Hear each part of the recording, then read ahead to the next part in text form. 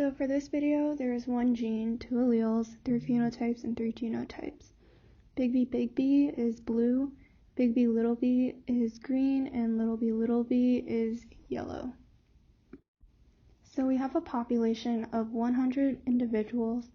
There are 47 blue smileys, 43 green smileys, and 10 yellow smileys. This means that the frequency of blue smileys is 0.47, the frequency of green smileys is 0.43, and the frequency of yellow smileys is 0.1. In order to find the frequencies for the big B and little b allele, we're going to multiply the population by 2. Then, for the big B allele, we're going to take the number of big B's and half of the number of heterozygous big B little b's to get the frequency of 0.685, which is also the p value. And we'll do the same for little b to get the q value.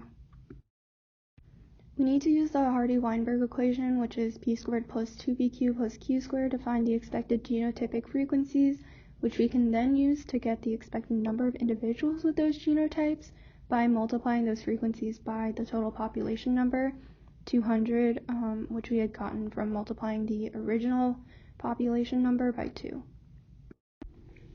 Now we have to do a chi-square test, and our null hypothesis will be that the population of blue, green, and yellow smileys has Hardy-Weinberg proportions for the color locus.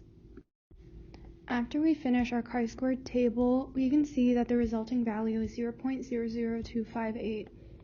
Since the critical value is 3.841, we fail to reject our null hypothesis. This means that our population of blue, green, and yellow smileys is consistent with the Hardy-Weinberg equilibrium. So we're going to use our calculations that we did before to put down the frequencies before selection. Our relative fitness for blue individuals is 1, our relative fitness for green individuals is 0.85, and our relative fitness for yellow individuals is 0.5. Then we take our unadjusted survivors by multiplying the genotypic frequencies before selection by the relative fitness, and once we get those values, we sum them up for our average fitness. Our frequency after selection is just the unadjusted survivor value divided by the average fitness value.